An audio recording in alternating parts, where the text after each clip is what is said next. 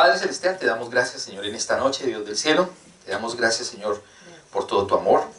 Te damos gracias por tu palabra. Yo te doy gracias por cada persona que está en esta noche, porque ha dispuesto su corazón para venir a estudiar tu palabra, Señor, para venir a estudiar, Dios amado, con profundidad lo que tú nos das, que es tu propia palabra. Yo te pido que la palabra cumpla el propósito para lo que fue enviada, Señor. Tu palabra nos ayude a dilucidar correctamente lo que tú has hablado.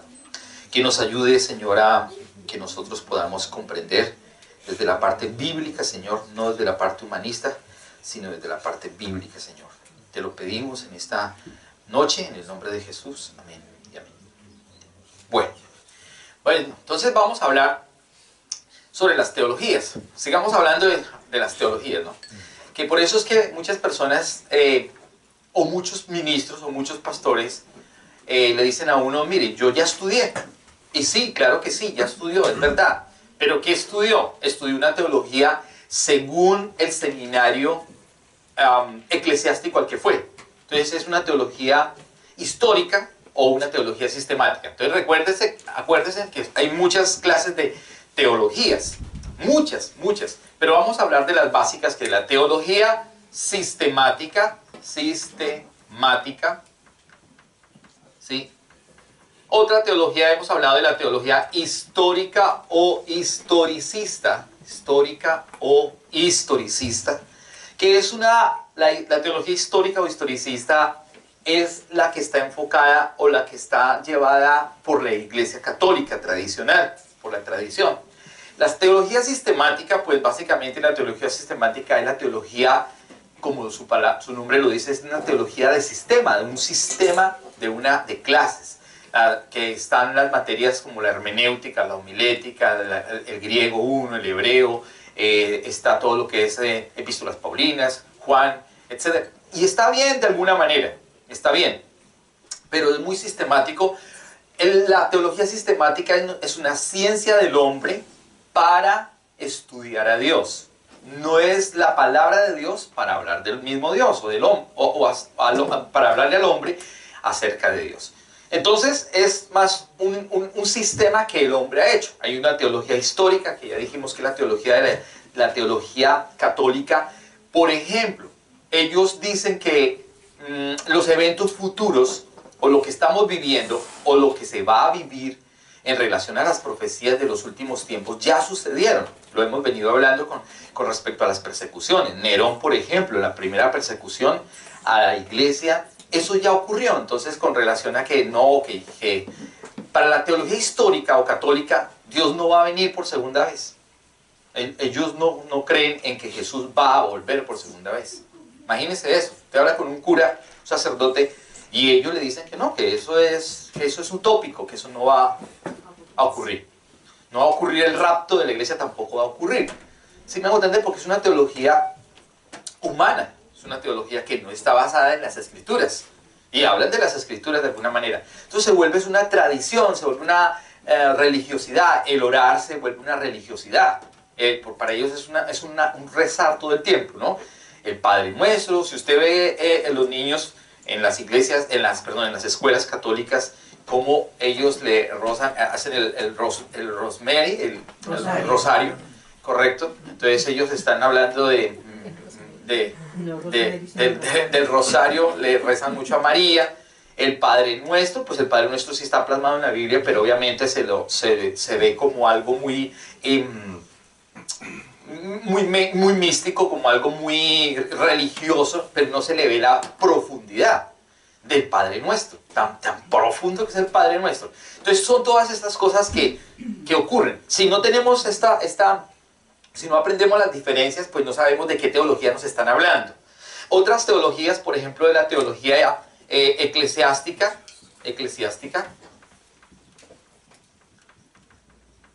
¿Esa no es la misma católica? No, eclesiástica es iglesia. Eclesiástica es una teología que cada iglesia tiene su propia teología, que habla solamente de una teología de la iglesia, que la han creado ellos. Eclesiástica es iglesia. Eclesia significa iglesia, ¿no? Fuera de. la congregación de los santos, supuestamente. Entonces, hay teología eclesiástica, hay teología educativa, hay teología juanina, hay teología paulina, muy bien. Hay teología agustiniana, hay teología luterana, hay teología calvinista, hay teología arminiana,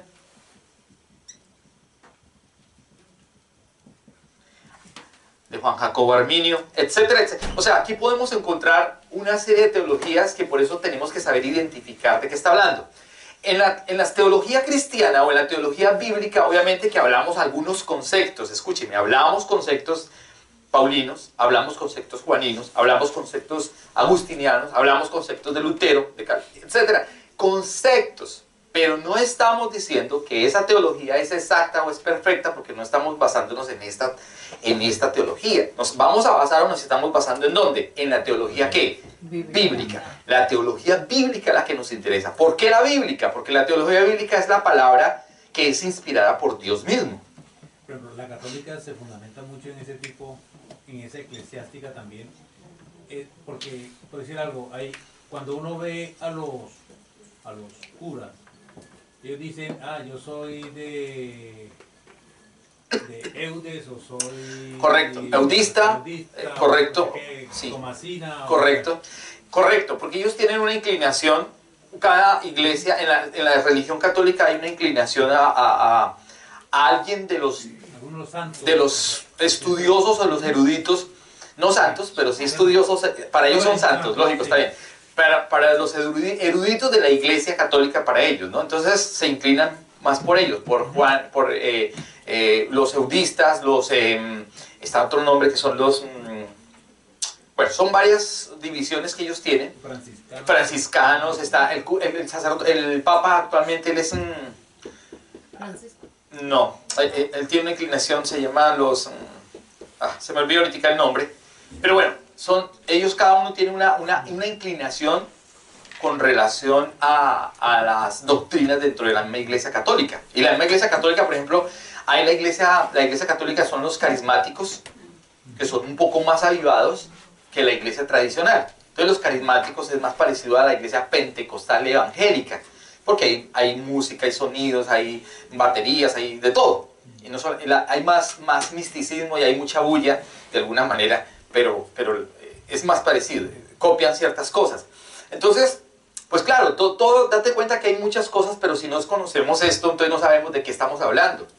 Debemos conocer obviamente de todo un poquitico, pero el enfoque nuestro es la teología ¿qué? Bíblica. Bíblica porque es la palabra número 1, inspirada por Dios. ¿Toda la Biblia es inspirada por Dios? ¿Ustedes qué creen? No, Sí, sí. toda la Biblia es inspirada por Dios. Toda es inspirada por Dios.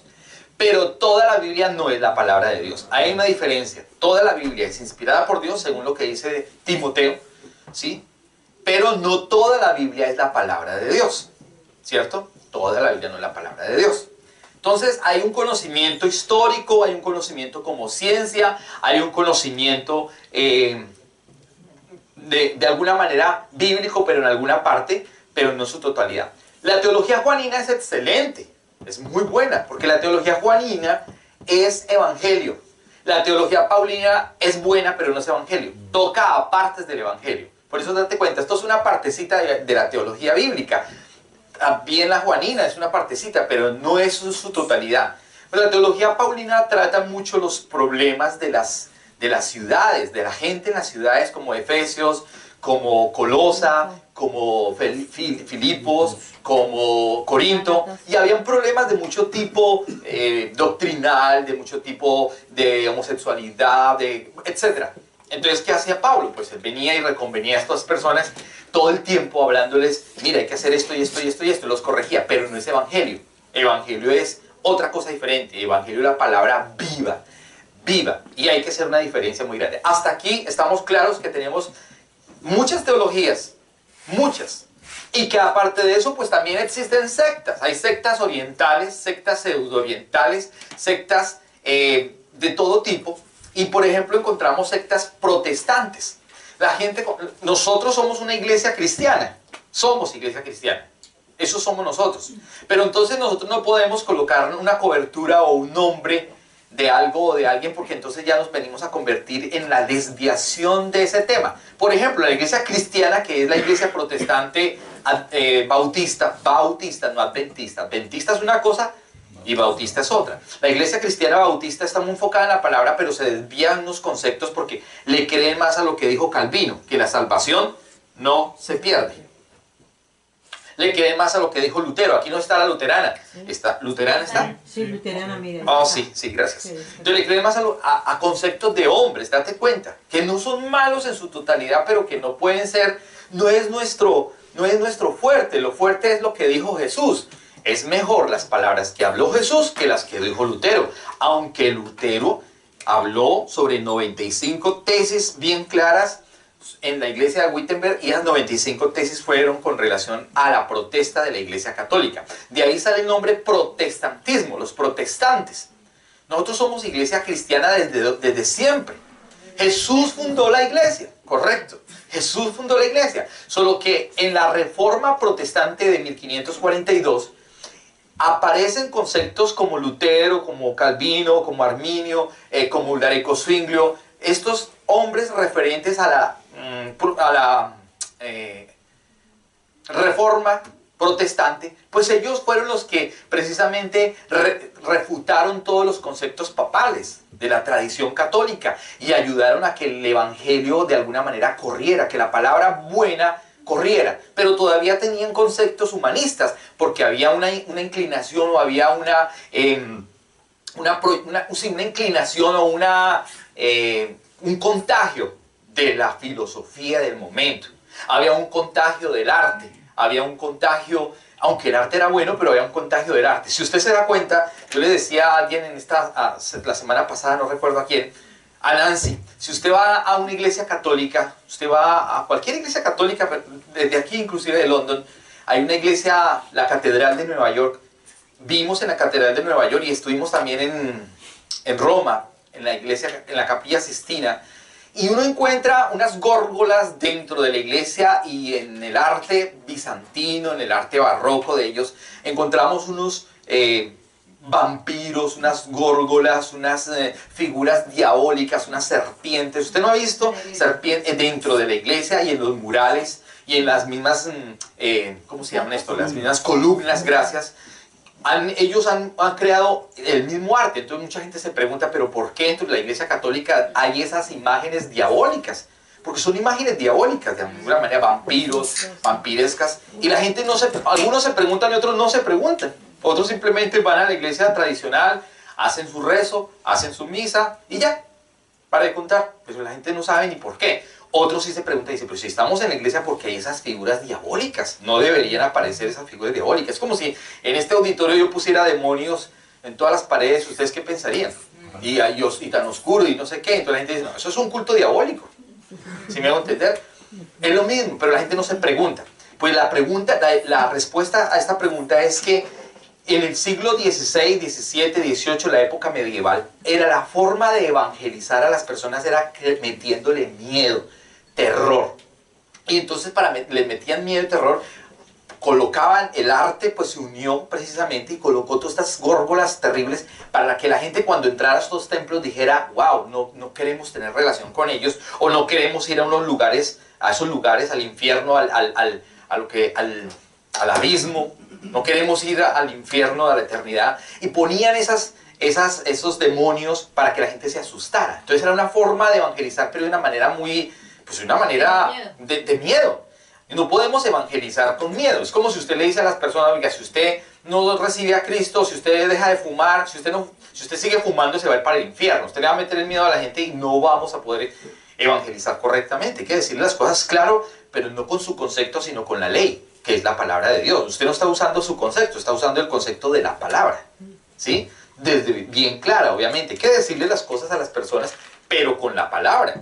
No podemos decirle las cosas con un concepto de miedo, de terror, o conviértase a Cristo con ese miedo. Entonces, el arte se unió y con esas figuras, pues obviamente la gente veía eso y decía, no, no, no, si tenemos que convertirnos. Se volvían católicos y antes lo que hacían era pagar, acuérdense, las benditas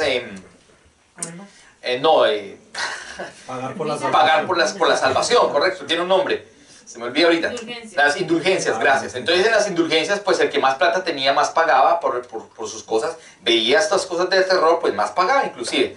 Date cuenta que hay que saber interpretar lo que ha ocurrido en la época de la iglesia. Eso es en la historia de la iglesia. En la historia de la iglesia se ven unas cosas terribles. Entonces, lo mismo estamos hablando acá. Se da cuenta de nosotros podemos tocar algunos puntos que son buenos, pero que no es nuestro fuerte. Nuestro fuerte es la palabra del Señor y es la teología bíblica, la que vamos, la que estamos hablando y la que tenemos que estar hablando todo el tiempo. Entonces encontramos religiones, dijimos religiones o sectas. Y pues sectas, dentro del protestantismo hay sectas como los Testigos de Jehová, hay sectas de diferente tipo, donde se habla y se sigue hablando que Jehová es Dios y que Jesús no es Dios. ¿Sí? Entonces, la gente nos confunde o confunde a veces al cristianismo con esas sectas. Nosotros no pertenecemos, no somos una secta, somos una iglesia, la iglesia cristiana que fundó el Señor. Pero tenemos que ser una iglesia no con una fe ciega, sino que tenemos que ser una iglesia con una fe inteligente desde la palabra. Es importante, porque muchas personas van a una iglesia, pero no tienen la fe viva. Y no tienen el conocimiento de la palabra. Entonces uno le pregunta a gente que va a una iglesia de 10, 15 años, algo bíblico, y no lo saben. Saben, diezman, ofrendan, cantan, y hacen ciertas actividades dentro de la iglesia, pero no conocen a profundidad la palabra. Esa no puede ser nuestra condición. Nosotros sí tenemos que conocer la palabra, que es lo que dice Juan 17.3 claramente. Juan 17.3 nos dice claramente en el Evangelio de Juan, y esta es la vida eterna. ¿Cuál? Que te conozcan a ti, el único Dios verdadero, y a Jesucristo, a quien has enviado. Esa es la vida eterna. Juan 6.46, por favor. Juan 6.46.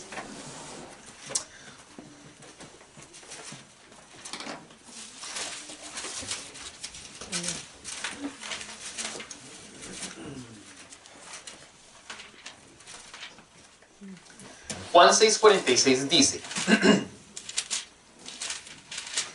no que alguno haya visto al Padre, sino aquel que vino de Dios. Este ha visto al Padre. ¿Quién ha visto al Padre? Jesús. Jesús es el que ha visto al Padre y Él es el que nos lo quiere revelar a nosotros. Juan 1.18, por favor. Juan 1.18 dice, a Dios nadie le vio jamás. El unigénito Hijo que está en el seno del Padre, Él lo ha dado a conocer. ¿Se da cuenta? ¿Quién ha dado a conocer al Padre? Jesús, el Hijo, la imagen del Hijo, la imagen del Padre. Entonces nosotros tenemos que conocer al Hijo por la palabra, no porque dice que nadie ha visto al Padre. Juan 5.37, mire, Juan 5.37. Porque muchas personas, usted no ha escuchado de personas que dicen, yo conozco a Dios, yo he visto a Dios, nadie ha visto a Dios. Juan 5.37 dice, también el Padre que me envió, está hablando Jesús, ha dado testimonio de mí.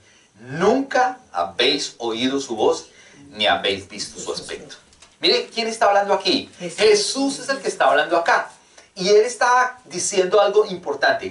Nadie ha visto al Padre y nadie ha escuchado su voz. Cuando a una persona le dice a uno, fue que Dios me habló, esa persona, el día anterior, comió frijoles. Porque se comió unos frijoles pasados o se comió un ceviche de camarones pasado, viejo, deteriorado. Y al día siguiente, pues, habla unas cosas que no son verdad. Pero si nosotros no conocemos la palabra, pues la gente por eso es tan mística. Entonces por eso en las iglesias la gente dice, yo hablé con el Padre, yo hablé con Dios, yo lo vi. No, el Señor me dijo, el Señor me habló. ¿Sí? Entonces todo el mundo habla eso. Entonces en las congregaciones se da cuenta que cuando un pastor empieza a hablar o a predicar, son esas cosas místicas que sube con un misticismo y se habla con ese misticismo, y la gente que no, del común, que no tiene el conocimiento, pues cree todo lo que está diciendo este hombre, pero no es verdad, porque las escrituras se han desconocido, la parte bíblica se ha desconocido. Y se está hablando de una parte emocional, de algo almático. De ahí la sanidad interior, de ahí la guerra espiritual, de ahí los encuentros, de ahí los reencuentros, de ahí los posencuentros, de ahí todas esas cosas han salido de allí, porque no tenemos una claridad desde la palabra. Entonces, desde la palabra me está diciendo claramente que el unigénito Hijo, el que está en el seno del Padre, Él es el que lo ha dado ¿a qué? A conocer, ha dado a conocer al Padre, porque nadie ha visto al Padre. Jesús mismo está diciendo, nadie ha visto al Padre, nadie ha escuchado su voz. Entonces la gente le dice a uno, oiga, pero ¿cómo así? Si en el Antiguo Testamento sí escucharon la voz de Él. Entonces, ¿quién? ¿Realmente escuchamos la voz de Dios? No, es que Dios habló directamente con Abraham. ¿Eso es verdad? No, no es verdad.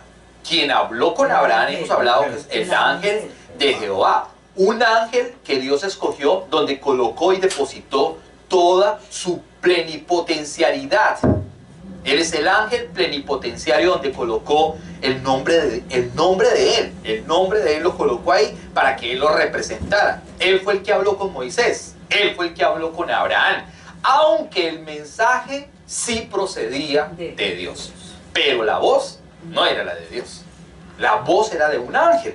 Entonces por eso es que Jesús mismo está diciendo, nadie ha visto su aspecto. Nadie ha escuchado su voz. Primera de Timoteo 6:16. Nadie es nadie. Sí, y lo dijo Jesús. Porque es que a uno le dicen, no, es que mi pastor que está en México, que es un hombre tremendo, o en Canadá, o en Estados Unidos, que es una eminencia, que es un, mejor dicho, es un erudito, él dice que sí. Entonces, la pregunta es, ¿a quién le creemos? ¿Al erudito? ¿O a Jesús? Primera de Timoteo, dijimos, capítulo 6:16. Primera de Timoteo 6:16, por favor. Sí, Primera de Timoteo, Primera de Timoteo 6:16. Primera de Timoteo 6:16. Dice, el único que tiene inmortalidad. 1. 2. Que habita en luz inaccesible. Habita en luz inaccesible. ¿Qué significa que habita en luz? Que nadie puede entrar en esa luz, porque Él es Dios. La Biblia habla de cuántos seres espirituales. 3. ¿Cuáles? Dios, Espíritu, el Espíritu Santo y nosotros. No. Dios, los ángeles y el hombre. Son 3 seres espirituales los que hay en la Biblia. No hay otro ser espiritual. O sea, los perros no tienen espíritu, los gatos no tienen espíritu. Dios es espíritu, los ángeles tienen espíritu y los hombres tenemos espíritu. O sea, el verdadero hombre no es el físico que nosotros tenemos, sino que el verdadero hombre es el espíritu que habita dentro de nosotros. Ese es el verdadero hombre. La verdadera Mónica no es esta Mónica que está aquí sentada. La verdadera Mónica es la que está dentro de Mónica. El verdadero Henry no es Henry, ese es el estuche de Henry. Ese es el estuche que Dios le dio a cada uno de ellos. Pero el verdadero Henry es un espíritu. Interesante esto. La Biblia es clarísima. Dice que todo nuestro ser sea irreprensible. Espíritu, alma y cuerpo. Entonces hace la diferencia entre espíritu, alma y cuerpo. El espíritu es lo que regresa a Dios, porque la Biblia dice que Dios lo dio. Dios dio el espíritu del hombre. Dios lo depositó. Dios le dio el neuma, el aliento de vida. El alma, ya sabemos que son las emociones, el intelecto y la voluntad. No debe confundir usted el alma con el espíritu, nunca. Cuando usted dice yo siento ganas, no es el espíritu. Es el alma. Entonces yo sentí un calor, sí, porque hombre, está encendido la calefacción. Entonces, hermano, no se vuelva místico. Por eso es que las iglesias se vuelven místicas. Dice, cuando usted, pastor, me puso la mano, yo sentí que un fuego desde aquí hasta la columna. Entonces sentí como yo saltaba. Y bueno, entonces empieza a haber un misticismo. Es el alma. Claro que usted sintió algo. Sí, nadie está diciendo que no, pero no confunda alma con espíritu, es lo que le quiero mencionar. Pues las cosas del espíritu son muchísimo más importantes que el alma. El alma es esto, el alma. El alma es la emoción. Entonces, por ejemplo, en el alma, por eso la gente está predispuesta. Cuando la gente va a un auditorio, entonces la gente dice, no, pero es que el auditorio es muy pequeño. No, pero es que no hay donde parquear, hay como para 6 carros nomás. No, es que no se pone corbata. No, es que grita mucho. No, es que dijo estúpido. No, es que dijo bobo. No, es que dijo tonto. No, es que es un bocón. No, es que sí, es que porque la gente está pensando en esas cosas. Pero es que Jesús nunca fue diplomático. Jesús nunca dijo, vaya por favor, díganle a Pilato. O díganle a César, por favor, que Jesús le manda decir que por favor le baje un poquito, que no sea tan intenso. No, Jesús dijo, vaya, dígale a esa zorra. Jesús no fue lindo, ¿no? Sino que él le dijo, vaya, dígale a esa zorra. Jesús le dijo a la sirofenicia que estaba debajo esperando que le cayeran, le dijo, usted es una perra, porque esta comida no es para los perros, es para los hijos. ¿Y la sirofenicia se ofendió? No se ofendió. La sirofenicia dijo, no importa, aún los perros comen de las migajas que caen de la mesa. Entonces, aunque soy perra, aquí estoy. Entonces date cuenta que Jesús no fue diplomático. Entonces cuando uno de pastor, de ministro habla con esos conceptos, entonces la gente mira solamente, el tablero es blanco, pero miran solamente el punto negrito. Pero la predicación fueron 50 minutos o 60 minutos donde yo dije muchas cosas, pero la gente se quedó de... Él dijo perra. Ese pastor es un vulgar grosero del vulgo desgraciado. Sí, porque yo soy un vaso de barro. Claro, le repito, yo soy un vaso de barro y cometo muchos errores, pero ese es un estilo, una forma. Yo no fui grosero. Es las palabras que se usan. ¿Sabe que la palabra, según el diccionario de la lengua de la Real Academia de Lengua Española, dice que estúpido es una persona tonta, inmadura, inconstante? Eso dice la palabra en el diccionario. Entonces, un estúpido es eso, es un tonto, inconstante, inmaduro. ¿Sí? Eso es lo que dice el diccionario. Entonces no es una grosería. Lo que pasa es que para nuestro aspecto latinoamericano, nuestra cultura latinoamericana, estúpido es una cosa durísima. Entonces, eso es lo que ocurre. La palabra de Dios es una palabra viva, que enfrenta, que confronta, que dice la verdad. Jesús todo el tiempo estuvo diciendo la verdad. Entonces, Él está diciendo acá que nadie ha visto al Padre, que nadie ha visto su aspecto, y además está aclarando que nadie lo va a ver tampoco. Entonces, 2 de Timoteo está diciendo claramente, 1 de Timoteo, 3:16. Dice entonces, el 3:16. 6:16. Vale, perdóneme, estoy 6:16. Dice, el único que tiene inmortalidad. Primero, que es inmortal. Segundo, que habita en luz inaccesible, o sea, que nadie puede entrar, a quien ninguno de los hombres ha visto ni puede ver. A él cual sea la honra y el imperio sempiterno. Amén. Entonces dice que ni ha visto ni podrá ver. Pero ¿qué sí podemos ver o qué vieron los hombres? A Jesús, al Hijo, la esperanza, el profeta, el Mesías, el Santo de Israel. Entonces, hasta ahí el Señor nos está diciendo que Él es el que lo ha dado a conocer, que la vida eterna es conocer a Dios. Y no conocemos a Dios por la teología sistemática, no conocemos a Dios por las teologías humanas, sino que conocemos a Dios por la propia palabra que salió de su boca. El Pentateuco, la Biblia como tal, está dividida en cuatro divisiones. La primera de ellas es Pentateuco. Pero tengo una pregunta. Señor, ¿Qué significa sempiterno? Eterno. Nunca se acabará. Entonces, el Pentateuco o ley está dividida la Biblia como tal. Si habláramos en términos sistemáticos, estaríamos hablando también de Pentateuco. Lógico que sí, que serían los 5 primeros del libro de la Biblia. Pero como estamos hablando en términos bíblicos, la división que Jesús habló fue esta. Estaba hablando del Pentateuco o ley. La segunda parte es profetas. La tercera parte, profetas y salmos. Dentro de ahí mismo, profetas y salmos. La tercera parte es evangelio. Y la cuarta parte viene siendo los hechos. Cuando hablo de hechos, yo no estoy hablando del libro de los hechos, estoy haciendo referencia a los hechos que ocurrieron después del Evangelio, a los hechos que ocurrieron después de lo que Jesucristo vino a hacer, a traer la buena noticia. A eso es que me refiero, no me estoy refiriendo al texto del libro de los Hechos. ¿Sí? Y en el libro de los Hechos, pues obviamente, en el libro de los Hechos, perdónenme, y en todo lo que son los Hechos después del Evangelio, pues obviamente que está el libro de revelación, o lo que es la palabra de profecía futurista, o lo que se le llama escatología. Escatología, este nombre sí es sistemático, ¿no? Para que lo entendamos, no es que Jesús lo haya dividido así. ¿Cómo dividió entonces Jesús la Biblia o la palabra? Pentateuco, ley, profetas, salmos, evangelio y los hechos.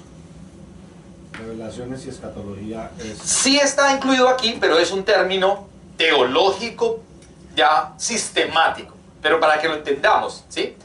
Entonces, borrémoslo de alguna manera porque si no, no quiero que se me vayan a confundir. Eso es lo que realmente la división de la Biblia es esto. Esto es la división de la Biblia.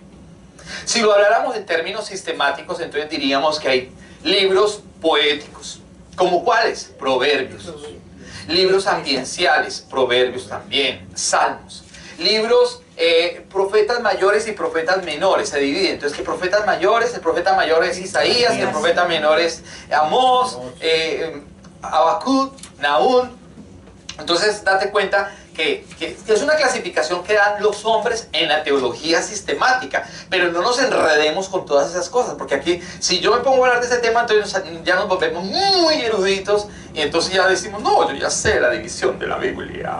Entonces empezamos a volvernos altivos, y eso no nos importa lo verdadero, la palabra que salió de su boca. Eso es lo que nos importa, lo que produce vida, porque cuando uno va a un seminario bíblico, pues los pastores tienen toda la carreta ahí que le mete el teólogo, el pastor o los que están enseñando, y entonces salimos con ese título de pastor y hablamos de esos términos teológicos y nos volvemos muy eruditos y llenos, nos inflamos, nos aquilosamos del conocimiento, caminamos aquilosados y somos los eruditos, somos los ungidos que no se pueden tocar.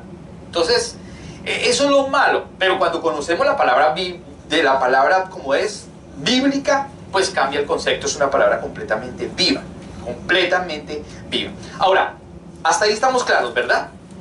Entonces encontramos la división de la Biblia. ¿Y qué fue lo que hizo primero el Señor con Moisés? Pues a Moisés Dios le mostró para que escribiera el Pentateuco. Dios llevó a Moisés hacia atrás. ¿Para qué? Para conocer el concepto de dónde cayó el hombre de dónde cayó, el hombre de qué el hombre tiene que ser salvo, de qué. Si Dios no lleva a Moisés a que mire hacia el pasado, pues no tendría razón de ser entonces el futuro con relación al Mesías. Por eso la ley no es que la ley no se puede quitar. Escúcheme bien, cuando yo hablo de la ley es buena, es santa y es justa. Pero la ley no se puede quitar, entienda usted, porque hay gente que dice, quitemos la ley. No, es que cuando uno predica a veces la gente malinterpreta eso. ¿La ley es buena? Claro, buena. ¿La ley es justa? Justa. ¿La ley se debe cortar o quitar? No se debe ni quitar ni cortar, porque es la palabra de Dios. Es palabra de Dios. Es la palabra que Dios habló al pueblo de Israel para que tuviera unos estatutos, para que tuviera una forma, una manera de buscarlo. Dios es un Dios procesual. Eso dice Éxodo capítulo 6. Vaya conmigo a Éxodo capítulo 6, por favor. Éxodo capítulo 6, verso número 2. Si no estoy mal. Éxodo capítulo 6.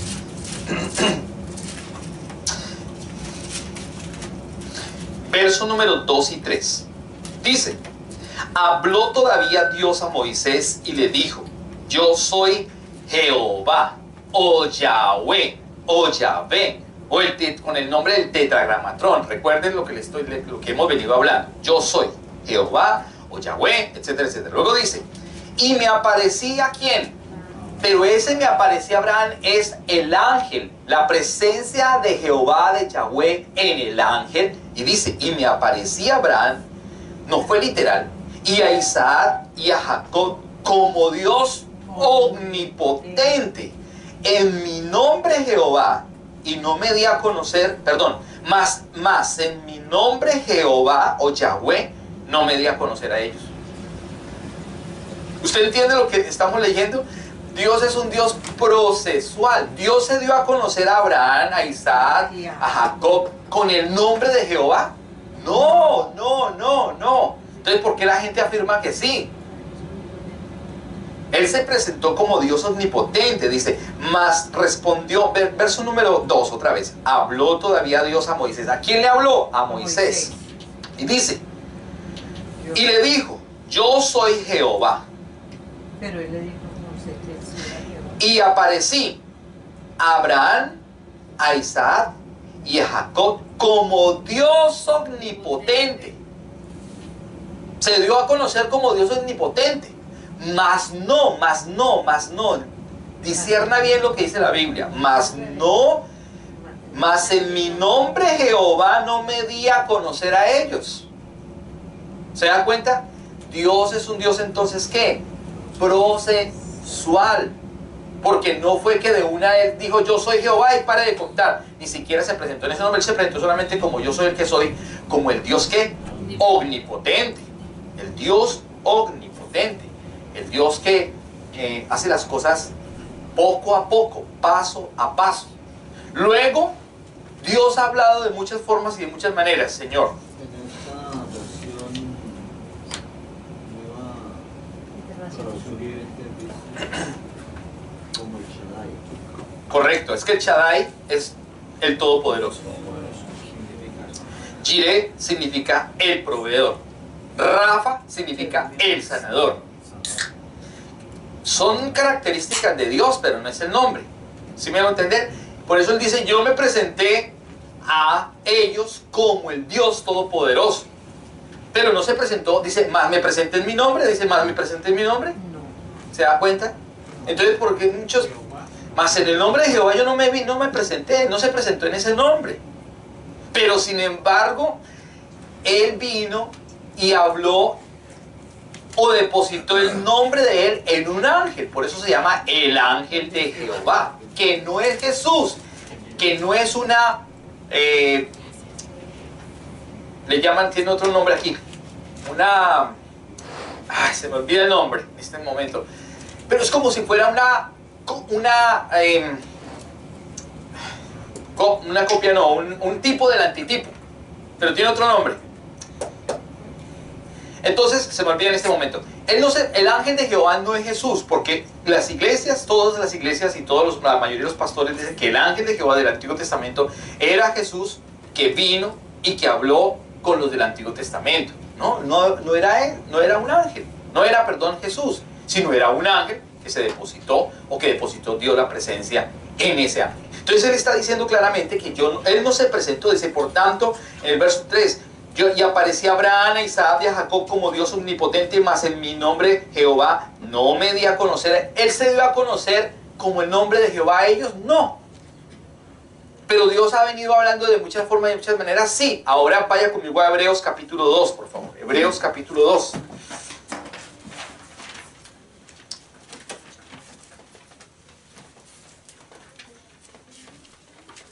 Teofanía.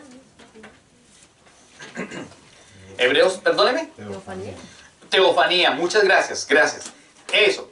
Teofanía es que el ángel de Jehová del Antiguo Testamento era Jesús. Eso es una teofanía. Una teofanía en la teología sistemática, pero no es verdad.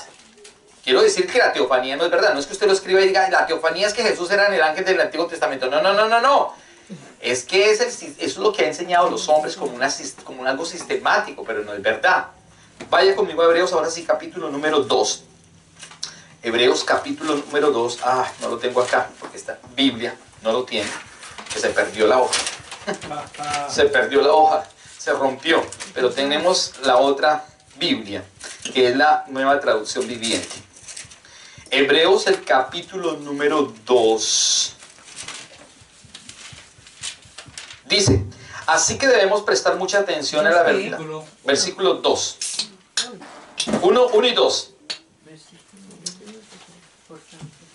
Por tanto, ¿cómo dice? ¿Cómo tiene a la versión suya? ¿Cómo dice? Hebreos Por 2. eso. Por tanto, es Por necesario. tanto, Que con más diligencia. Sí. Atendamos a las cosas. Ok, entonces no es Hebreos, perdónenme. Ya, Hebreos capítulo 1. 1. Hace mucho tiempo Dios habló de muchas formas y de muchas maneras. Perdónenme. Hace mucho tiempo, lo tengo aquí en esta versión. Hace mucho tiempo Dios habló muchas veces y de diversas maneras a nuestros antepasados por medio de los profetas. Y ahora en estos últimos días nos ha hablado por medio de su Hijo. Y Dios le prometió a todo al Hijo como herencia. Mediante el Hijo creó el universo. El Hijo irradia la gloria de Dios y expresa el carácter mismo de Dios. Mire, si usted le habla esto a un testigo de Jehová, el testigo de Jehová le va a seguir refutando, pero ahí está diciendo claramente, ahí le está diciendo, vuelvo y se lo repito, en su Biblia dice, Dios habiendo hablado de muchas formas y de muchas maneras en otro tiempo por los profetas, hoy nos está hablando por medio del Hijo. ¿Se da cuenta? Eso dice en su versión, Reina Valera 60. Dios habiendo hablado de muchas formas y de muchas maneras, nos ha hablado por medio de los profetas. En este tiempo nos ha hablado por medio de ¿quién? Del Hijo. En esta versión dice, hace mucho tiempo, ¿se da cuenta? Dice, Dios habló muchas veces y de diversas maneras. Luego dice, a nuestros antepasados por medio de los profetas.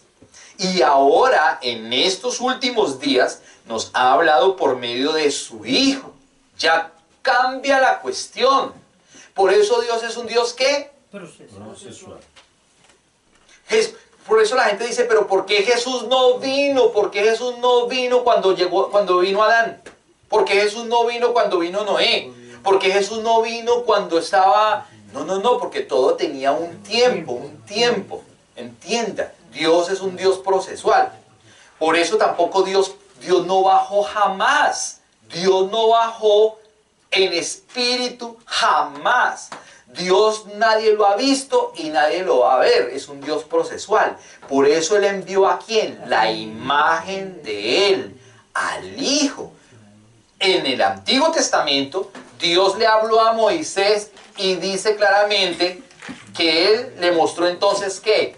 El pasado de la problemática del hombre. ¿De dónde? ¿De dónde cayó el hombre? ¿Por qué cayó el hombre? ¿Por qué el hombre necesitaba un salvador? Un sóter. La palabra sóter significa el salvador. En la teología, lo que significa salvación es soteriología. La soteriología significa la salvación. Por eso la palabra sóter significa el Salvador. La palabra souso significa la acción de ¿qué? De salvar.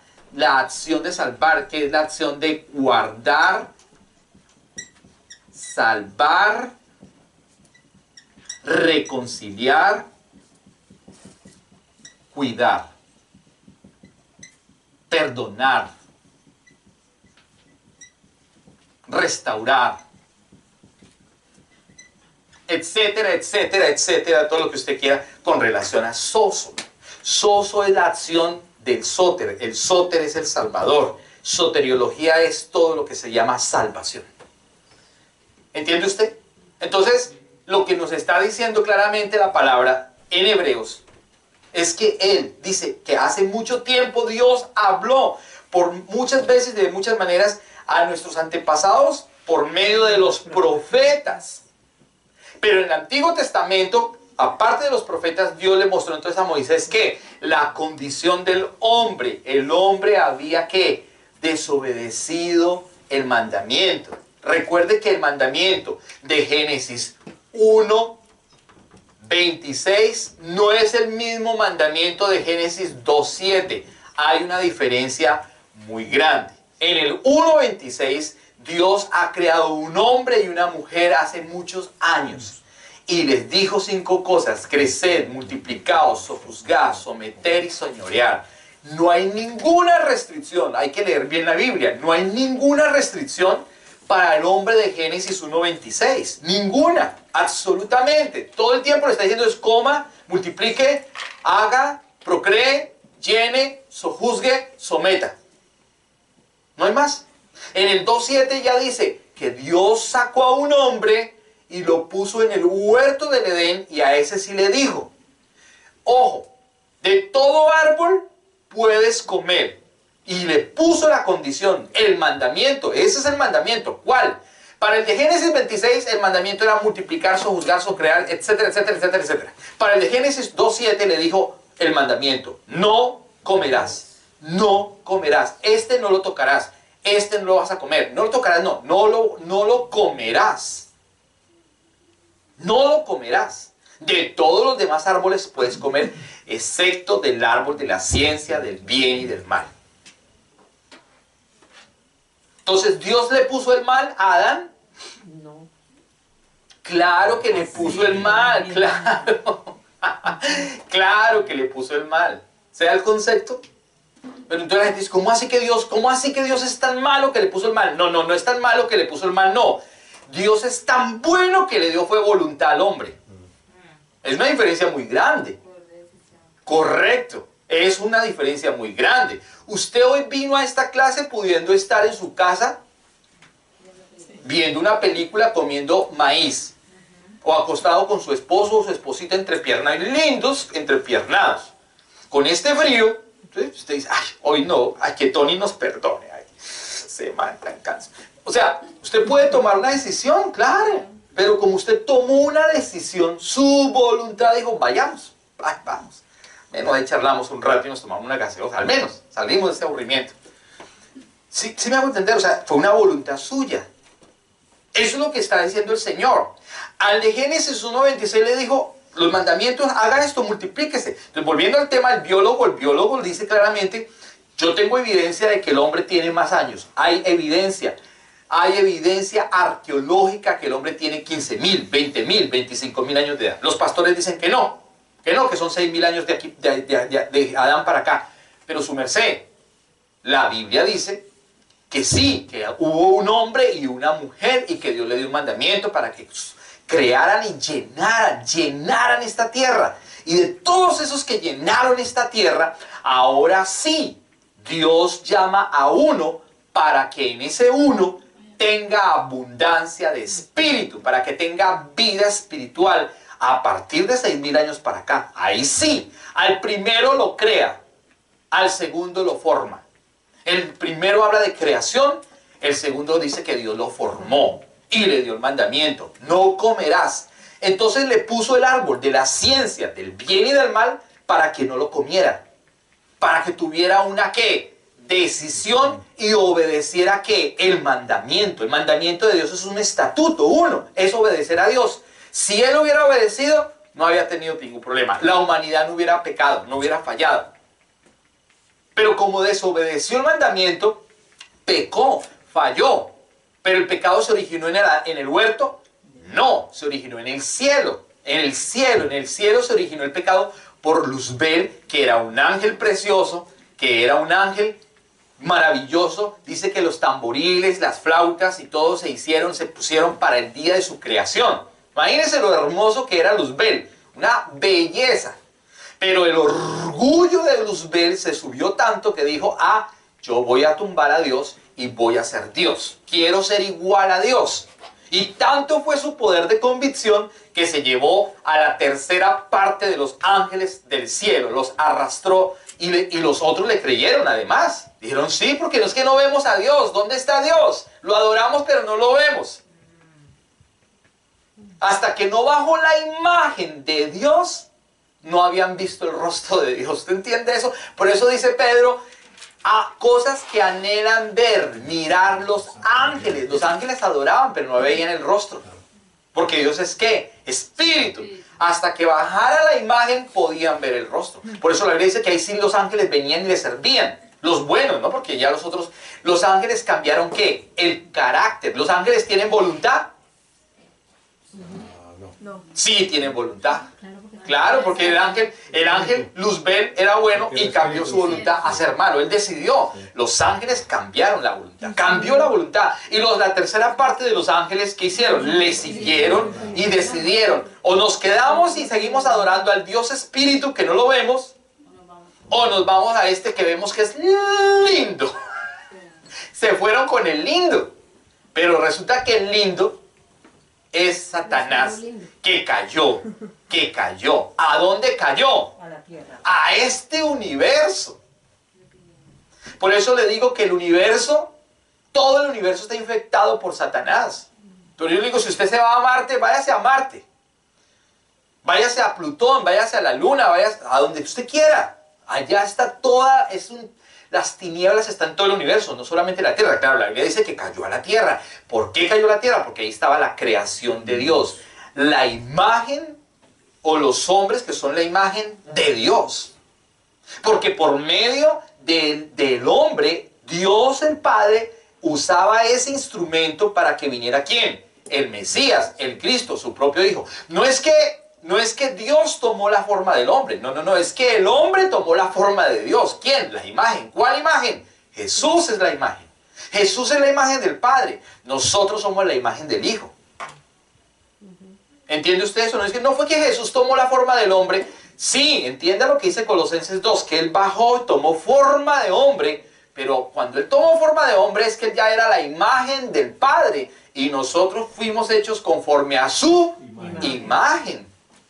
No es ¿Abraham fue antes o después? ¿Jesús fue primero o Abraham? Jesús. Jesús fue primero. Siempre ha sido primero. Siempre. Siempre. ¿Sí? Pero Jesús dice, antes de Abraham, yo soy. Antes de Abraham. Entonces la gente, los fariseos, le dicen, ¿cómo así que usted antes de Abraham, yo soy? Si usted no tiene más de 50 años, le dijeron, no tiene más de 50 años. Tenía 32 años. ¿Cómo así? Pero él está diciendo claramente, antes de Abraham, yo soy. Dios o Jesús siempre ha existido, siempre ha existido. Por eso Juan 1.1 dice, en el principio era el verbo era Dios, el verbo era con Dios. Entonces la condición del hombre es que el hombre cayó, pecó, falló. El hombre falló, el hombre pecó. El hombre no obedeció el mandamiento de Dios. ¿Cuál? No comer del árbol de la ciencia del bien y del mal. O sea que Dios, vuelvo y le repito, Dios sí le puso el mal. Claro, le puso el mal, ¿para qué? Para que el hombre tuviera voluntad y decidiera. Por eso la mala doctrina de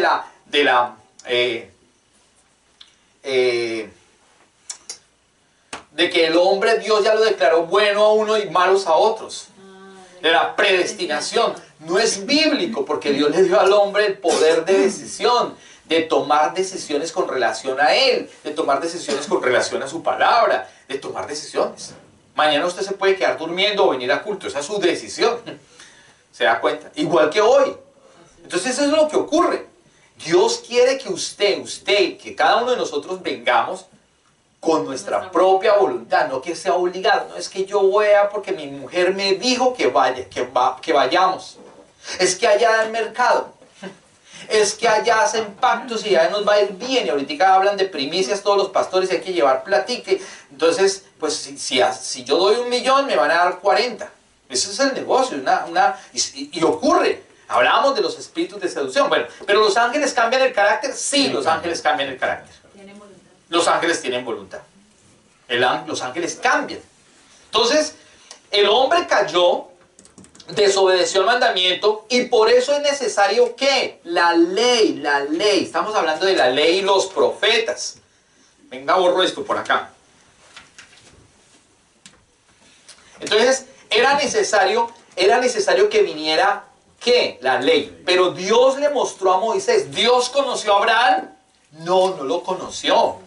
Por eso Dios le mostró a Moisés todo el pasado, toda la problemática del hombre, la problemática de Adán, la problemática de Noé, con relación a la desobediencia de que él predicó y nadie se convirtió. La problemática del diluvio, para que él pudiera ver de qué ahora sí el hombre va a necesitar algo. El mundo estaba en completa ¿qué? Desesperanza. No hay nada más desesperanza. porque no había quien los salvara, no había un sóter. Habían fallado. Había sido Adán destituido en ese lugar, en el huerto del Edén. Dios colocó ángeles, querubines allí con espadas de fuego para que no volvieran a entrar. ¿Por qué?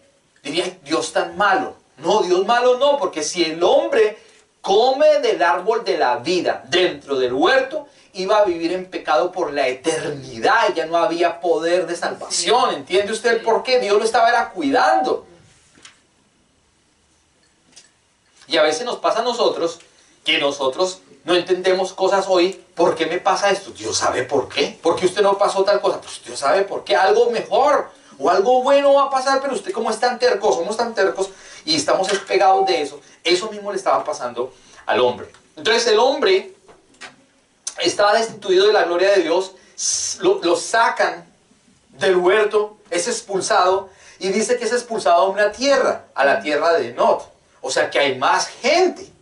¿Es quién? ¿Quién es expulsado? Caín es expulsado. Ustedes ya saben toda la historia. Entonces, Moisés ve todo el pasado, como los profetas ahora vieron ¿qué? El futuro, el futuro. Por eso es importante que entendamos bien la Biblia. Ahora los profetas ven el futuro,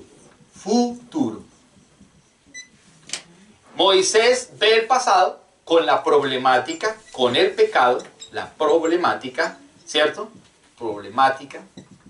Y los profetas ven el futuro, ¿con qué? Con la esperanza. Esto es una bachera entenderlo. Entonces, claro, usted ya sabe por qué, usted empieza a entender por qué realmente usted es cristiano. No, es que a mí me invitaron porque la gente es chévere y es nice y tenemos un grupito lindo y somos lindos todos y nos hacemos un potluck todos los domingos y como no tenemos nada que hacer. Como en este país no tenemos muchos amigos, pues ahí tenemos unos amigos con los cuales nos congraciamos y chévere, ahí vamos. No, para eso no venimos a este lugar. Venimos a este lugar a amarlo a Él, a buscarlo, a tener relación con Él, a tener vida en el Espíritu. Para tener amigos, hermano, váyase al cine, haga un potluck, un desayuno, invíteme a desayunar, yo voy, vamos todos. Eso es otra historia. Eso es otra historia. Pero para las cosas del Señor es conocerlo a Él. Y lo conocemos no con una fe ciega, porque todo el mundo piensa que la Biblia se debe conocer ciegamente. O que tenemos que tragar entero. Que la fe, la cosa religiosa es de una fe muerta. Todo es una fe ciega, muerta no, ciega. Y no podemos tener una fe ciega. ¿Usted cree en el Señor? Sí, yo creo en el Señor de una manera ciega.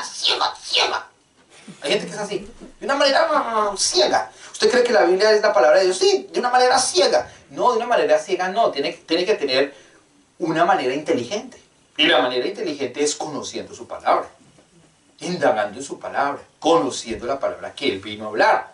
Por eso Él dice claramente, santifícalos en tu palabra es verdad, Juan 17:17. Porque hay una verdad relativa, todo el mundo tiene verdades relativas. Los médicos tienen verdades relativas, los científicos tienen verdades relativas, los filósofos tienen verdades relativas, los hombres tenemos verdades relativas. Porque la palabra del hombre es circunstancial, de momento. La palabra del hombre cae todo el tiempo. No es una palabra que permanece, mientras que la palabra de Dios permanece en el tiempo. Ha permanecido y va a permanecer. Siempre la palabra del Señor va a dar efecto seguro de que está ocurriendo y va a ocurrir. Mientras que la palabra de los hombres es circunstancial, es de momento, es coyuntural. Uno dice, ay, présteme $20 de momento, yo se los pago mañana. Y no los pagó. Ay, présteme $200, se los pago dentro de 15 días. Y se pierde la amistad. Por $20 o por $200 o por $50, porque se dijo la palabra, pero como la palabra del hombre es ¿qué? Circunstancial. Es de momento. No es coyuntural. El hombre le dice, no, yo te prometo tal cosa. El hombre le dice a la esposa, yo te prometo que nunca te voy a dejar, nunca. Y llega una mejor físicamente hablando, o de pronto ni físicamente hablando, pero lo engatusó. Y eso que le dijo, yo nunca te dejaré, es una mentira. Porque la palabra del hombre no vale, no tiene valor. Esta palabra no tiene valor. Es circunstancial. Hasta que la muerte nos separe. Hasta que la muerte nos separe. Llegó la muerte. Y llegó la muerte. Y la muerte era otra mujer. Yo te amo. Es que Es que uno es tonto, porque no estamos creyendo en la palabra de los hombres. Pero con la palabra de Dios cambia, la palabra de Dios tiene un valor exacto, la palabra de Dios se cumple, la palabra de Dios ha cumplido. La Biblia tiene más de 4.500 años de historia y está completa. Y se ha hecho, y se ha cumplido, y se está cumpliendo, y se va a cumplir. No hay palabra más exacta, no hay palabra más perfecta que la palabra que salió de la boca de Dios. Entonces, tenemos que tener seguridad. Ahora sí, primero la problemática. Moisés mira hacia el pasado del hombre, de qué cayó el hombre, de una desobediencia, el mandamiento que Dios le dijo, no hagas, no comes, no vayas a comer. Pero Dios le puso ese mal para que él tomara decisión y su voluntad no fuera manipulada. No somos robots. Para eso es. Entonces, por eso usted toma decisiones en Dios. Por eso usted toma decisiones. ¿Oro o duermo? ¿Voy de rodillas para orar o voy de rodillas para buscar los calcetines? O sea, usted toma la decisión. ¿Sí me hago entender? Usted es el que toma la decisión. ¿Voy a la iglesia o no? ¿Me compro un computador o me compro una Biblia? Usted toma una decisión. Es su decisión. Para que nosotros tengamos la voluntad conforme a su palabra, pero que podamos basarnos en su palabra. Ahora, los profetas ahora sí, viendo ya toda esta problemática, por eso estamos viendo la división de la Biblia, la ley y los profetas. La ley es todo lo de Moisés. Entonces dijimos que la ley es buena, que es santa y es justa, porque sin la ley no sabiéramos entonces de qué nos tenemos que arrepentir. Por eso a la ley no se le debe quitar ni añadir. ¿La ley es palabra de Dios? Sí, la ley es palabra de Dios. Solamente que cuando nosotros ya conocemos al Soter, la ley ya no me sirve. ¿Sí me hago entender? Quiero que entienda el concepto. Si usted tiene claro el concepto, dice, pero no se va a confundir. Dice, pero al fin que la ley es buena. Dice que es buena, pero después dice que no. Al fin que no, sí, es buena. No le quite, no le ponga. La ley es de Dios, cumple un propósito. ¿Cuál? Mirar que estábamos mal y que necesitamos de un Soter, de un Salvador, que es Jesús. Cuando llegamos a ese Salvador, cuando lo conocemos, cuando empezamos a tener relación con Dios, ya la ley cumplió el propósito y yo ya no la necesito. Si yo no tuviera relación con Dios, pues la ley todavía me sigue ¿qué? Aplicando. La ley me juzga. En la ley se recibe una justa retribución. ¿Cuál es la garantía de la ley? Es justa retribución. Justa retribución. Si no estoy mal, es mismo Hebreos capítulo 2. Si no estoy mal.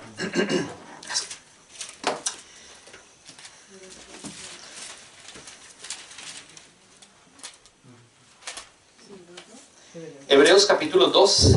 ¿Dice 2? Sí, Ok, sí. dice, exacto, vamos desde el 1 en adelante. Así que debemos prestar mucha atención a las verdades que hemos oído. No sea que nos desviemos de ellas. 2. Pues el mensaje que Dios transmitió mediante los ángeles. ¿Cuál es el mensaje que Dios transmitió mediante los ángeles? La ley. La ley fue traída por medio de ángeles. La ley fue traída por medio de ángeles. Eso lo dice claramente Hechos, el capítulo número 7. La ley, porque la gente, hay pastor dice, pero a mí qué me importa, ¿para qué indagamos quién trajo la ley? La pudo haber traído un tipo en una motocicleta, la pudo haber traído cualquiera. No, la ley fue traída por medio de ángeles porque el término ángel significa esclavo. Dulos. Ángel significa dulos. O dulos más bien significa ángel, que a la vez significa esclavo, servidor, correcto. Por eso la ley fue traída por ángeles, porque la ley que trae esclavitud, dependencia a. ¿Entiende usted el concepto de lo que estamos hablando en esta mañana, en esta noche? Claro, yo estoy pensando que ya estoy en culto domingo, pero yo no lo estoy predicando, estoy enseñando. Dice Hebreos 2, así que debemos prestar mucha atención. ¿A quién debemos prestar mucha atención? A las verdades que hemos oído. ¿Cuáles? La palabra, la ley, las escrituras. No sea que nos desviemos de ellas. Pues el mensaje que Dios transmitió mediante los ángeles, o sea, la ley, se ha manifestado siempre. Firme. ¿La ley es firme? Sí. Y toda infracción de la ley, ¿se da cuenta? Y toda infracción de la ley, todo acto de desobediencia recibió el castigo que merecía. O sea, la justa retribución. ¿Me hago entender? En la ley, una mujer, cuando hablamos de la ley del levirato, que era una ley que Dios había dado porque tenía un propósito. Una mujer que era encontrada en acto de adulterio, ¿qué hacían en la ley? La apedreaban y la mataban. ¿Lo decía la ley? Sí, no fue que se lo inventaron. Pero entonces los fariseos ya se pegaron tanto de la ley que lo llevaron al extremo, pero Dios ya trajo el perdón. La ley no tiene perdón. ¿Entiende usted eso? La ley tiene justa retribución. Esta es la garantía. En la ley no se podían presentar animales ciegos, sucios, feos. En la ley a Dios en el tabernáculo se tenían que llevar los mejores animales, sin manchas, sin nada, los mejores. Pero la gente infringía la ley y llevaba lo más malo. Sí, paz. Pero por eso es la justa retribución. En la ley una mujer que tenía flujo, pues el periodo menstrual, tenía que guardarse durante ese tiempo y no podía salir, porque si salía era declarada inmunda. Sí, pero ¿cómo así si Dios me creó así? Si todas las mujeres tenemos el periodo menstrual, porque no que no somos, vamos a ser mamás y tenemos que expulsamos la sangre que no sirve porque no cobró vida. Entonces, ¿cómo así que nos tenemos que guardar? Sí, porque la ley del levirato lo exigía como tal, porque era una situación inmunda, pero eso es algo espiritual. Entienda que inmundo no es algo feo. Inmundo es aquello que no alcanzó a cobrar la vida. La sangre que no cobra vida es expulsada del periodo menstrual de 5 o 6 días. Esa sangre ya no la admite el cuerpo humano y por eso se expulsa. Entonces en la antigüedad, en la ley, si una mujer era encontrada así, también justa retribución. Como dice, tome para que lleven, porque desobedeció la ley. Guárdese, cuídese, no salga, es inmunda. Inmundo es todo lo que no cobra vida, lo hemos dicho en varias ocasiones. Por eso los leprosos, un leproso, ya casi no hay leprosos en el mundo, hay muy pocos, no sé. Pero la lepra es algo inmundo, porque la lepra, la carne se va acabando, se va deteriorando, se va destruyendo, tiene mal olor, huele terrible, se va cayendo a pedazos, no siente nada, su sistema nervioso central está desconectado del cerebro. Si usted pellizca un leproso, métale un dedo ahí en la llaga, a ver qué siente. Nada. El leproso dice, ay, no siento nada, no siente absolutamente nada. Usted le puede meter los 3 dedos por acá, por aquí, por donde sea, no siente nada porque está completamente, ¿qué? Cauterizada, su carne está muerta, como está muerta es inmundo, huele feo, huele terrible porque su cuerpo no tiene, ¿qué? La vida como debe ser, tiene parte, pero no tiene la vida, está muerto en vida. Eso es inmundo. Inmundo, ¿qué más es inmundo? Ay, su merced, el escabulón. O usted cuando va al baño, ¿qué hace? Usted le hace ¿lo celebra? No, usted baja rápido esa cuestión y chao, no cobró ¿qué? Vida. Los alimentos, una parte de los alimentos, el 30, 40, 50% se convierte en sangre, vida para su cuerpo biológico. Y la otra parte se convierte en escablo, desechos, heces, caca, popó. Entonces eso se convierte en inmundo, eso es inmundo. Y si usted va a lo espiritual, pues una persona que no tiene relación con Dios es inmundo. Entonces usted en su casa, ¿cuántos inmundos tiene? No, que yo tengo una novia que es linda, pues puede ser linda, pero es inmunda porque no tiene relación con Dios. Que mi esposa es linda, pero es inmunda porque no tiene relación con Dios. ¿Entiende el concepto de la ley? En lo físico, la garantía de la justa retribución, pero ahora entiende el concepto ahora en lo espiritual, no en la carne, sino en lo espiritual, inmundo. Vaya conmigo a Apocalipsis capítulo 20, Apocalipsis capítulo número 22, por favor, verso número 11. Apocalipsis capítulo número 22, verso número 11.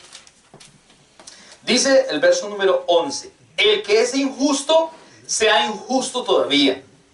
Y el que es inmundo, sea inmundo todavía. Y el que es justo, justo, practique la justicia todavía. Y el que es santo, santifíquese todavía. ¿Se da cuenta? Entonces, ¿qué es un inmundo? Inmundo aquí en este concepto de Apocalipsis es aquel que no tiene relación con Cristo. Que no tiene relación con Dios. Su espíritu está, ¿qué? Muerto, inmundo. Esa es la justa retribución de la ley. Cuando una persona no tiene al Salvador, al Sóter, a Cristo, al Mesías, no tiene relación con Él, entonces está bajo la ley. Por eso la ley es santa, justa. No se puede quitar. La ley hoy no se puede quitar. No malinterprete cuando yo digo que la ley ya no sirve. No me diga, pero hay gente que lo malinterpreta y la gente escribe, ¿cómo así? Ese pastor es un herético. Está diciendo que la ley es mala. Hombre, está diciendo que la ley es maldición. Pues sí, la ley es maldición, pero ¿dónde dice? Ay, Gálatas, vamos a Gálatas. Gálatas. Porque es que como la gente no lee la Biblia, ¿cómo así que la ley es maldita? ¿Cómo así? Pues lea la Biblia. Pero ya usted sí que es atrevido, ¿no? Le dicen a uno, usted sí que es atrevido. ¿Cómo le va a decir que la ley de Dios es maldita? Pues vaya a Gálatas capítulo 3. A ver qué nos dice Gálatas capítulo 3. Verso número 13. Cristo nos redimió de la maldición de la ley. ¿La ley es maldita? ¡Claro! Ay, pero al fin, ¿qué? Usted acabó de decir que es buena, santa y justa. Sí, su merced. ¿Para qué? Para que nos hable de lo mal que estábamos. Para que nos hable que estábamos inmundos, que no teníamos relación con Dios. Pero la ley, ¿qué es? Dice claramente la ley. Cristo redimió de la maldición de la ley, hecho por nosotros maldición, porque está escrito, maldito todo el que es colgado en un madero. Para que en Cristo Jesús la bendición de Abraham alcanzase a los gentiles, a fin de que por la fe recibiésemos la promesa del Espíritu. Quiere decir, en Moisés hay maldición por la ley, en Abraham hay bendición por la fe. ¿Usted entiende eso? Eso es lo que tenemos que entender, el concepto de la ley y el concepto de la gracia. Entonces, debemos conocer la palabra bien, porque si no la conocemos, por eso vamos a tener unos problemas gravísimos. Si usted dice, yo no entiendo esto es peor que la matemática, porque al menos la matemática es exacta. 4 por 4 es 16, de ahí no sale. Pero en cambio aquí es otra historia. Acá es otra historia. Pero hay que saberla entender. La Biblia es hermosísima, la palabra de Dios es hermosa, pero hay que saberla entender. ¿Qué hace la ley? ¿Qué cumple la ley? ¿Qué habla la ley? ¿De qué me está hablando? ¿De qué me corrige? ¿De qué me enseña? Eso es lo que está diciendo. Entonces en la ley hay una justa retribución. Se da cuenta que inmundo para el Antiguo Testamento, inmundo en la ley era eso. Inmundo en la ley es comer cerdo, un marrano, un cerdo, porque es animal de pezuña hendida, son animales inmundos. Entonces, ¿qué pasa? Que hay gente que hoy no come cerdo porque está todavía viviendo bajo la ley del levirato. O sea que la luz de Cristo no les ha alumbrado. ¿Se da cuenta? Y entonces piensan que porque guardan eso y no comen marranito, ni morcillita, ni nada de esas cosas, viven en santidad. Somos santos, practicamos la justicia del Señor, somos lindos, somos cristianos de raca mandaca. Su merced no conoce la Biblia. Porque esas son cosas de la carne, que ya no aplican para el que está en Cristo. Si no está en Cristo, pues obviamente la ley sí le va a aplicar, toda le va a aplicar, toda. Esa es la justa retribución. Si no está en Cristo, pues es que inmundo, hiede espiritualmente hablando. Y claro, va al baño y peor también, son las dos cosas, aquí su merced, las dos cosas, hiede por un lado y hiede por el otro. Entonces, ya no hay que orar ni por el alma, ni por el... Hay que orar por todo. Es más, ya no hay que orar por él porque ya está vuelto nada. Ni por una cosa ni por la otra. Ya no dice ni para qué lleva fósforos al baño, ni para qué lleva perfume, ni para nada. Porque está muerto de las dos formas. Claro, esto va a salir en YouTube y la gente dice, pero sí que hablan unas cosas raras. Claro, se fijó en el punto, pero la enseñanza no es esa. No estoy hablando de las heces, le estoy hablando de otras cosas. De lo espiritual. Y eso es lo que tenemos que corregir. Eso es lo que tenemos que corregir. Entonces se da cuenta que la justa retribución va para el Antiguo Testamento en la carne. En la carne es la ley. En la gracia es el Espíritu. Vaya conmigo a Deuteronomio capítulo 28, por favor. Deuteronomio capítulo 28. Esto es súper clave entenderlo. Si usted entiende este tema hoy, ya va a entender ahora sí por qué usted es cristiano. Y por qué usted busca a Dios. Y por qué usted realmente tiene una voluntad. Voluntad. En la carne es la ley, en la gracia es el Espíritu. Deuteronomio capítulo 28. Dice la palabra en el 28. Vamos a leerlo para que nos demos cuenta que esto es verdad. No estamos inventando nada. Esto es bíblico. Dice: acontecerá que si oyeres atentamente la voz de Jehová tu Dios, para guardar y poner por obra todos sus mandamientos que yo te prescribo hoy, también Jehová tu Dios te exaltará sobre todas las naciones de la tierra. Y vendrán sobre ti todas estas bendiciones y te alcanzarán si oyeres la voz de Jehová tu Dios.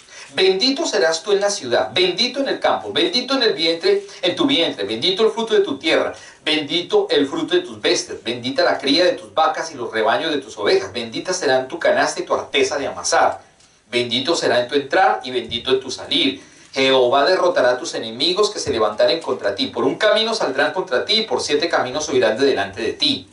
Jehová te enviará su bendición sobre tus graneros y sobre todo aquello en que pusieres tu mano, y te bendecirá en la tierra que Jehová tu Dios te da.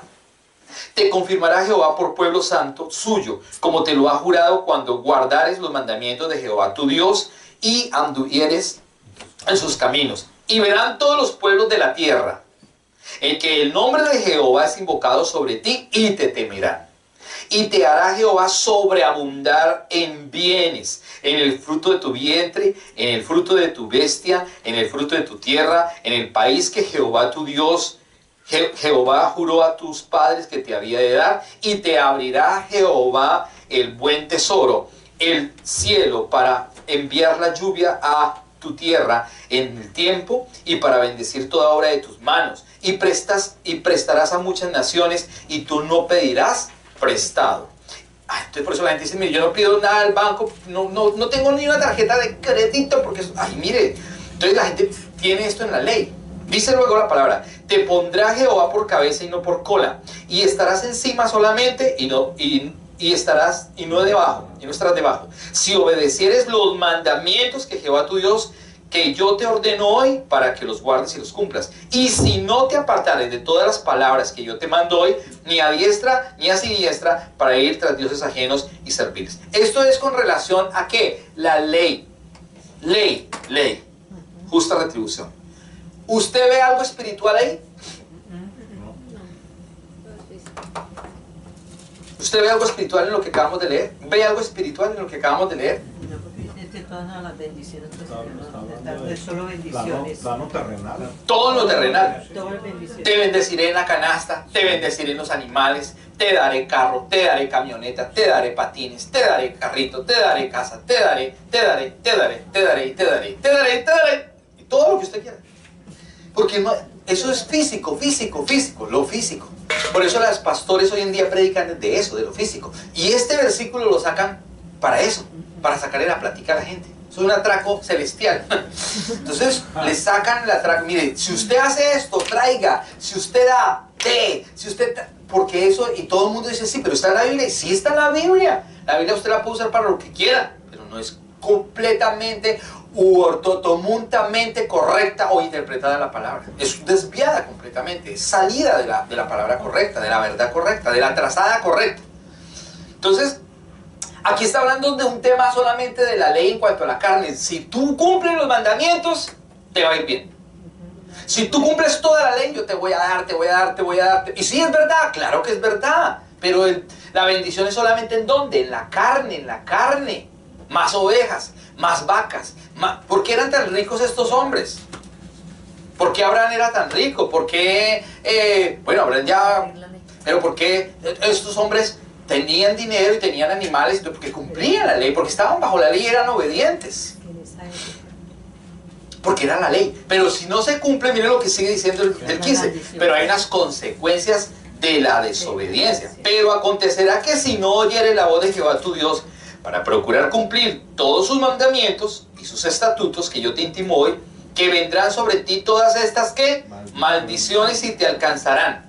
Maldito serás tú en la ciudad y maldito en el campo. Entonces, cuando la gente no conoce a Dios y ve que Dios es bueno y Dios es malo, bueno con unas cosas, pero es malo con otras. Porque Dios más me maldice. Entonces la gente, los homosexuales, no solamente los homosexuales, todo el mundo que no es cristiano, la gente dice, pero ustedes tienen un Dios malo. Los que no lo conocen no saben de lo que está hablando la palabra. ¿Cómo así que Dios maldice? ¿Cómo así que Dios habla mal de las personas en cuanto a la ley? ¿Cómo así que Dios los maldice? Está diciendo, maldito, maldito serás en la ciudad, maldito en el campo, maldita tu canasta de amasar, maldita tu arteza, maldito. Dios dijo que hay gente maldita. ¿Qué es peor, maldito o estúpido? Maldito es peor que estúpido. O sea, que el mismo Dios dijo maldito. Pero maldito con relación ¿a qué? A la ley. Si no cumple la ley, pues es maldito. 969 estatutos. Voy a ver por acá. 969 estatutos. Cumpla la ley. Cumpla la ley. Wow, 80 minutos. Cumpla la ley. Y si cumple la ley, le va a ir bien. Pero si no cumple la ley, ahora serás maldito. Fueron resumidos en 613, luego se resumió en el Decálogo y luego se resumió en 1. Esto no es matemáticas, ¿no? ¿Cuánto es 969? No, esto, ¿cierto? Si no está diciendo 969 la ley del levirato, todas las cosas, los mandamientos de la ley. Haga esto, no coma, no tome, no... Luego 613 se resumieron, luego 10 el Decálogo. Y luego viene Jesús y dice, amarás al Señor tu Dios con todo tu corazón, con todas tus fuerzas, con toda tu mente y a tu prójimo como a ti mismo. Allí se cumple la ley y los profetas. Inmundo es no tener relación con Jesús. Pero maldito es desobedecer a Jesús, desobedecer la ley. Maldito es desobedecer la ley, correctamente. Inmundo es aquel que no tiene relación con Dios. Pero maldito también es el que se desvía de la verdad. Exacto, exacto. ¿Ves? Está sin Dios. Está sin Dios. Está sin Dios. Es que es un inmundo, es un maldito. Pero este maldito que está hablando de Deuteronomio es con relación a todo lo que es el cumplimiento de la ley, a los estatutos de la ley. Al cumplimiento. Al cumplimiento de que lo hizo o no lo hizo. No cumple la ley, le va a ir mal. No cumple la ley, no tendrá animales. No cumple la ley, no tendrá hijos.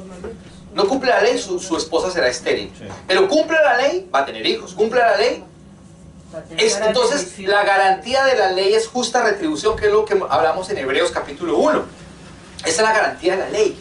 Pero como ahora ya nosotros no estamos en la ley, porque ya Cristo nos iluminó con su luz, ya Cristo nació dentro de nosotros, ya usted dijo, yo necesito de un sóter, no de cualquier sóter, sino de un único sóter que es Jesús. Porque usted puede decir, yo necesito de un sóter y puede ser Mahoma, puede ser Buda, puede ser el que usted quiera.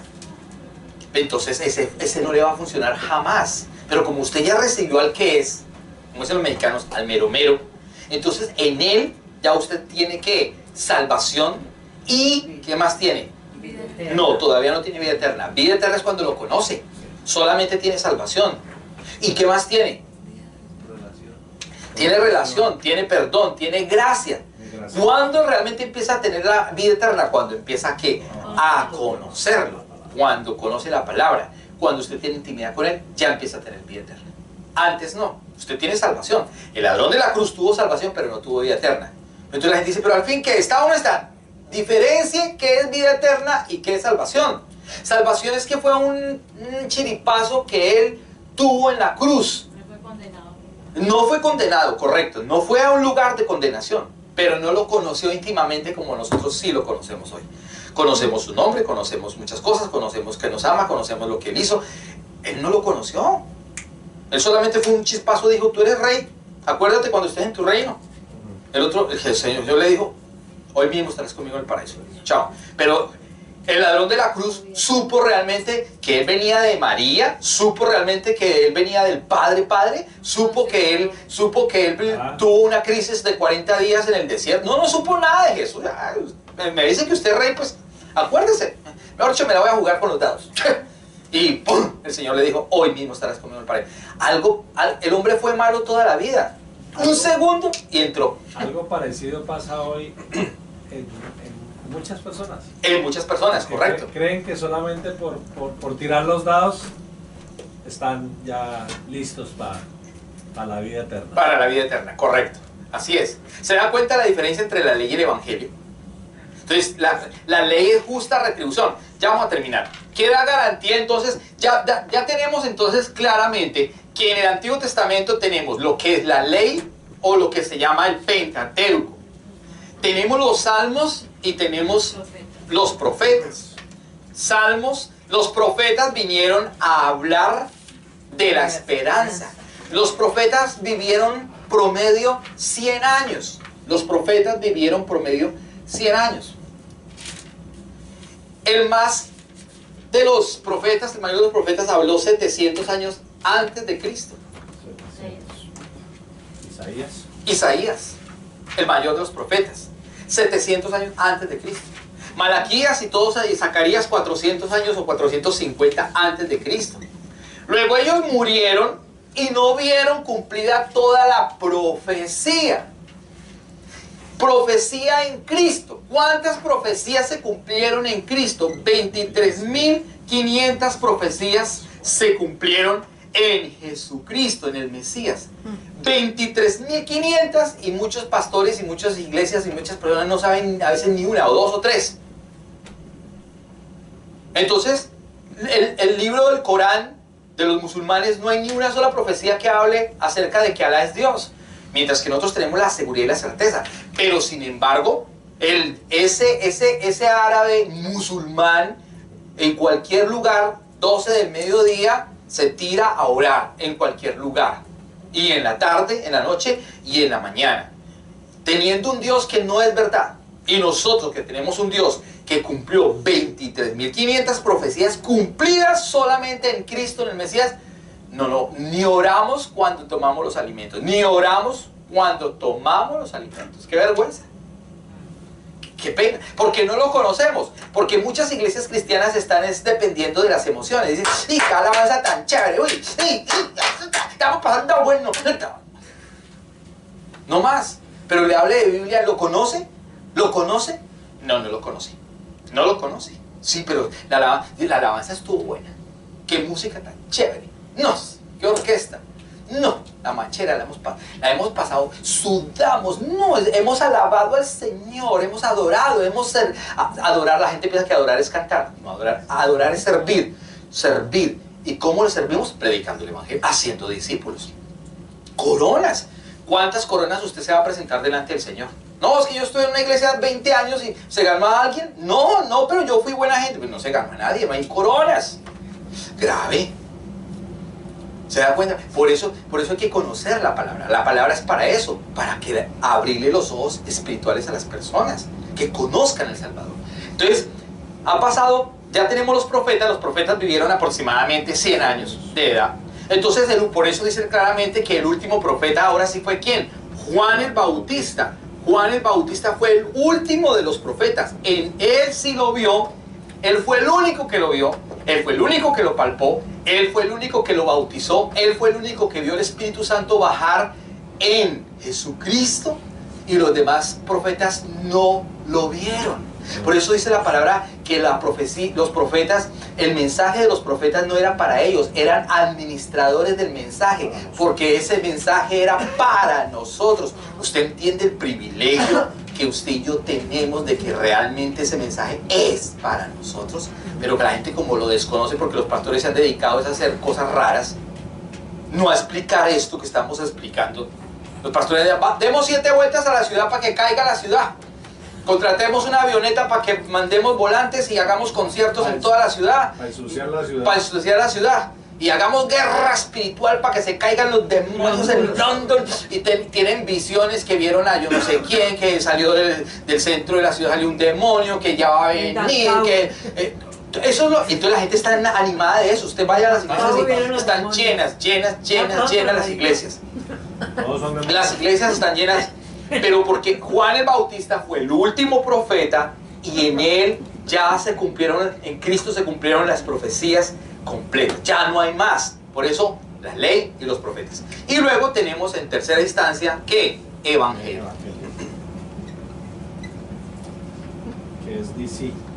Evangelio es la palabra viva. Vaya conmigo a Juan. Ya vamos a terminar, pero... Digo, ya vamos a terminar, pero... Juan... Pero si estuviera en una película de terror, ¿se iba? Ok. Juan capítulo número 1, verso número 17. Pues la ley por medio de Moisés fue dada, pero la gracia y la verdad vinieron por medio de ¿quién? Ah, es una machera. Pues la ley por medio de Moisés fue dada. ¿Quién trajo la ley? No. ¿Quién trajo la ley? Los ángeles. Los ángeles. Por intermedio de un mediador llamado... Ah, así es que se entiende. La ley fue traída por ángeles por medio de un mediador llamado Moisés. Así es lo correcto. Eso es lo correcto. Ahora sí, dice claramente el mismo verso, pero la gracia y la verdad vinieron por medio de ¿quién? De Jesucristo. Entonces está haciendo una diferencia entre la ley y la verdad. Claro, claro. Pero otra vez volvemos al tema. Por eso es que la gente tiene una crisis. Pero al fin ¿qué? La gente, los mismos cristianos se dicen, al fin ¿qué? Oh, la ley es buena, mala, yo no entiendo, ay, yo no entiendo, ay, yo prefiero ir a la iglesia y cantar y ya. No, no, no, no, no, no. Tiene que conocer la verdad. No puede cantar por cantar. No puede gritar por gritar. Por eso es como la manipulación de los pastores, porque como la gente dice, no, los pastores dijeron que hay que hacer guerra espiritual, vamos a dar 7 vueltas en la ciudad, con los carros vamos a gritar para que los muros caigan. ¿Cuáles muros, pastores? ¿Cuáles muros? Sí, ¿cuáles? Y la carreta es que los muros de homosexualidad no van a caer, pastor, porque la Biblia dice que antes van a aumentar. Claro, hay que orar. ¿Para qué? Para que muchos salgan de esa situación. 2, para que nuestros hijos nunca se infecten con esa situación. 3, para que la luz de Cristo brille para el que más alcancemos, por eso las coronas. Pero ojo, la homosexualidad va a seguir. La maldad va a aumentar. Sin embargo, nosotros no hacemos guerra espiritual y no damos vueltas a la manzana, ni a la ciudad de Londres, ni hacemos cartografía, ni compramos avioncitos, ni avionetas, ni helicópteros, nada de esas cosas. Nada de eso, porque eso no es bíblico.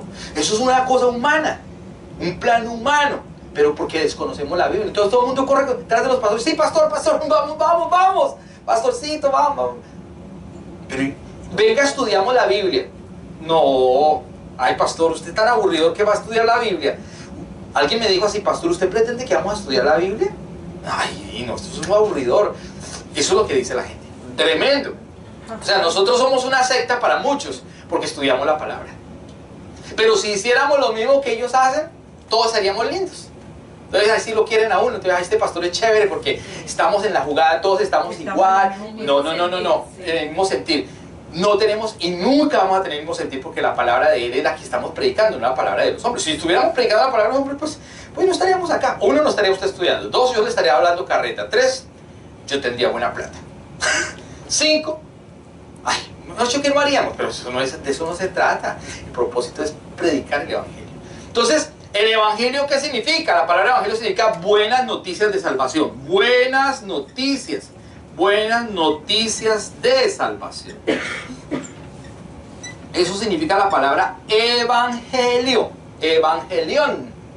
Buenas noticias de salvación.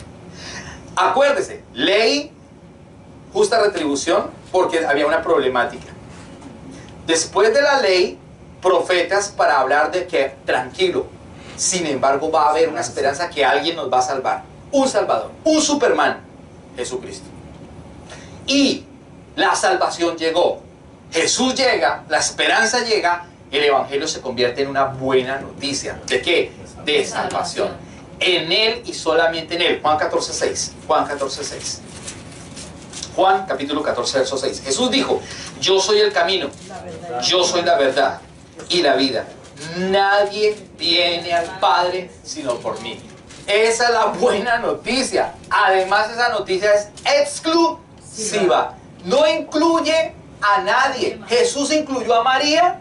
No. ¿Jesús incluyó a los pastores? No. ¿Jesús incluyó a las religiones? No. ¿Jesús incluyó a la buena conducta? Usted no tome, no fume, no robe, no mate y usted va a entrar al cielo. Tampoco. Pero no me malinterprete. Tampoco vaya a fumar, matar y robar. Sino que le estoy diciendo es que eso no es el caballito sobre el cual nos montamos para ser salvos, sino que nos montamos sobre lo que Él dijo. Yo soy el camino. Eso es exclusivo. No hay 2, no hay 3, no hay 4, no hay 5 caminos. Porque la gente dice, no, cualquier camino lleva a Dios. No, cualquier camino lleva a Dios, no. Cualquier camino nos lleva a Roma. A ver, pues coja un avión para África a ver si llega a Roma. Tampoco, ¿no? Pues la misma historia. La misma historia, sí, no tiene sentido. ¿Cualquier camino llega a Roma? No. ¿Cualquier camino llega al Padre? Tampoco. Dice la palabra, yo soy el camino, yo soy la verdad y yo soy la vida. Y aclara, añade algo importante. Nadie es nadie. No, que es que mi papá es, vea, de Racamandaca, de los de Bucaramanga. Mijo. No, Sarcé, no es por eso. Que nosotros somos de la alcurnia, que nosotros somos que somos de renombre, de los Echeverry, de los Jaramillo, de los Giraldo, nada. De los que tenemos dinero, de los Escobar, de los lindos. O los canadienses ojiazules altos, o la raza aria alemana preciosa, altísima, tampoco. O sea, no hay nada. Nadie va al Padre sino por mí. Eso es una exclusividad. Esa es la buena noticia. Claro, para el mundo es una mala noticia. ¿Por qué? Porque sus obras, piensa que porque sus obras son buenas, van a ir al cielo. No quiere que sean reprendidas sus obras. Correcto, es evangelio. Y después de evangelio, pues entonces están ahora sí que los hechos. Y los hechos es todos los libros o las cartas paulinas y las cartas generales y el libro de Apocalipsis y todos los demás libros que nos hablan de los hechos después de Cristo, o sea, los hechos de la iglesia de Cristo. Hoy en día la iglesia está vigente.